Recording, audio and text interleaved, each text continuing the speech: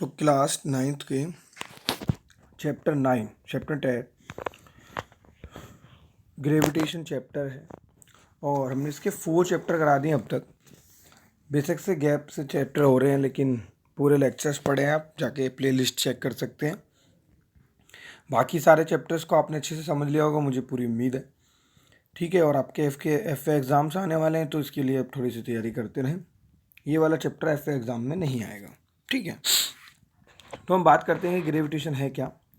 उस चैप्टर को आपको अच्छे से पढ़ना है और मैं भी कोशिश करता हूँ आपको समझाने की ग्रेविटेशन है क्या। देखिए, we know that the moon goes around the earth, यानी कि हम जानते हैं कि जो हमारा मून है वो क्या लगाता है, चक्कर लगाता है किसके, अर्थ के।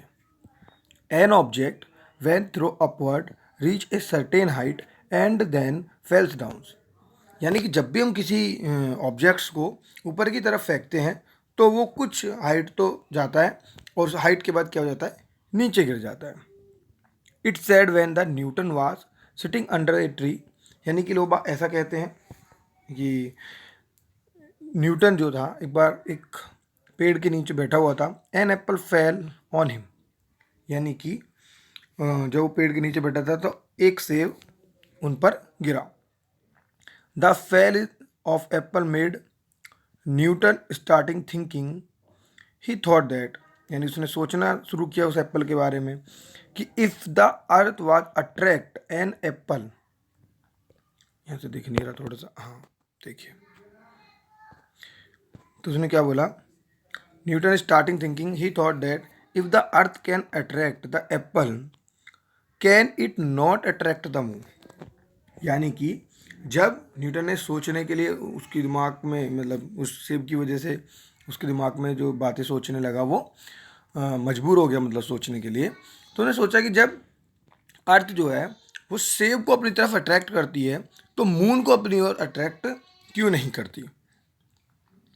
It force is same in both case, यानी इन दोनों कंडीशंस में फोर्स तो सेम लग रहा है। He conclusion that same type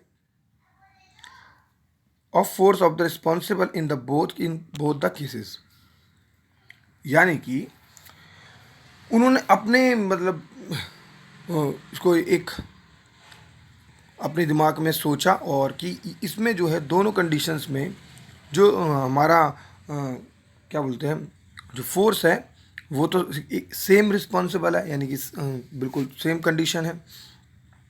he agreed that at each point of it orbit, यानी कि उन्होंने इस बात से वो एग्रीड हुए कि जो है अपनी जो क्या बोलते हैं ऑर्बिट है, यानी अपनी कक्षा में, ये जो है अपनी कक्षा में the moon falls to the earth, the moon falls toward the earth. हाँ, ये बात देखिए, he agreed that the each point of the orbit, यानी कि जो हमारा मून है ना, उन्होंने इस बात को मतलब तर्क दिया कि वो अपनी कक्षा में, यानी अपने ऑर्बिट में जो पॉइंट है, यानी प्रत्येक बिंदु पर चंद्रमा किसी या मून जो है किसी सरल रेखीय पथ पर गति नहीं करता। यानी क्या, the moon fails toward the earth, यानी मून जो है एक तरीके से गिरता रहता है। मैं इसको थोड़ा सा और समझाने की कोशिश करता हूँ। यानी कि फिर जब उन्होंने इस बात को समझाने के लिए बताया तो उन्होंने बताया कि जो मून है वो कोई एक सीधी लाइन में नहीं चलता है, वो क्या करता है, लगातार अर्थ की तरफ को गिरता रहता है। बात समझ में, उन्होंने बोला लगातार अर्थ की तरफ को गिरता रहता है। लेकिन हाँ, ये बात जरूर है कि so it must be attract by fall down the earth instead of go to straight line, so it must be attract by the earth, क्योंकि उसे अर्थ जो है अपनी तरफ को क्या करती रहती है, आकर्षित करे हुए रहती है। लेकिन but we do not really see the moon falling toward the, यानी कि हम उसको क्या है, देख नहीं पाते हैं। हमको ऐसा नहीं लगता है कि वो हमारी तरफ गिर रहा है, एक्चुअल में हम उसे खींच रहे हैं तो वो हमारी तरफ गिर रहा होता है। ठीक है, बस हमको क्या होता है, वो दिखता नहीं है। उसके लिए उन्होंने बहुत सारे कंडीशन बताए। उन्होंने इस स्टोन का, मैं आपको पढ़ के बताऊं या फिर आप समझ लीजिए, उन्होंने इस तरीके से बताया कि ये हमारा फोर्स इस पे वर्क कर रहा है कि एक बंदे को जब उन्होंने बताया कि कोई इस तरीके का कोई पत्थर लेके किसी रोप में बांध के उसको घुमाता है, जो उसे घुमाता है तो वो क्या होता है, वो बीच में सेंटर्ड हो जाता है और यहाँ पे घूमता रहता है, यहाँ पे घूमता रहता है। लेकिन अगर उसे हम छोड़ देते हैं तो वो सीधा चला जाता है। तो उन्होंने बोला सेम कंडीशंस जो है वो अर्थ की, सेम कंडीशन वो अर्थ की भी है। उन पे क्या है, एक फोर्स लगा होता है जो अर्थ लगाता है। उस फोर्स की वजह से ही जो हमारा क्या बोलते हैं उसको, जो मून है वो हमारी तरफ खिंचा रहता है। ठीक है, तो इस फोर्स को उन्होंने बताया और ये बताया कि ऐसा नहीं है। तो एक कंडीशन इसको हम बोलते हैं, कौन सा फोर्स है, सेंट्रीपिटल फोर्स है। कौन सा फोर्स है, सेंट्रीपिटल फोर्स, सेंट्रीपिटल फोर्स। ठीक है, तो अब आपको मैं बताऊं, यानी कि फिर उन्होंने ये देखा कि इस तरीके से जब, अच्छा चलो ठीक है, लेकिन तो फिर अर्थ जो है उसको, सन जो है, जो सन है वो अर्थ को क्यों नहीं खींच लेता अपनी तरफ। तो इसमें भी उन्होंने सेम कंडीशन बताई, उन्होंने उसने सेम कंडीशन बताई। हालांकि एक चीज़ और बात नोट करने की है कि जब उन्होंने बोला कि हर, जो कुल मिला के बात ये है, इससे ये कंक्लूजन निकलता है कि हर एक चीज़ अपनी तरफ को खींचती है, हर चीज़ को। तो फिर क्या सेब ने अर्थ को नहीं खींचा होगा। तो उन्होंने बताया कि जो है सेब जो था वो बहुत छोटा था, तो उसका जो पावर थी उसको क्या बोलते हैं, नेगलेक्ट कर दिया, और हमें सिर्फ ये दिखाई दिया कि अर्थ ने ही एप्पल को नीचे खींचा है, जबकि एप्पल ने भी अर्थ को ऊपर खींचा था।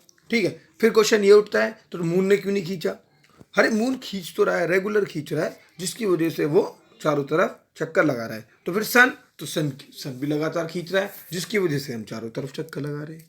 ठीक है, तो ये वाली बात है। तो इससे ये बात पता चली, ये कंक्लूजन जो है वो बहुत इंपॉर्टेंट है आपके लिए समझने में।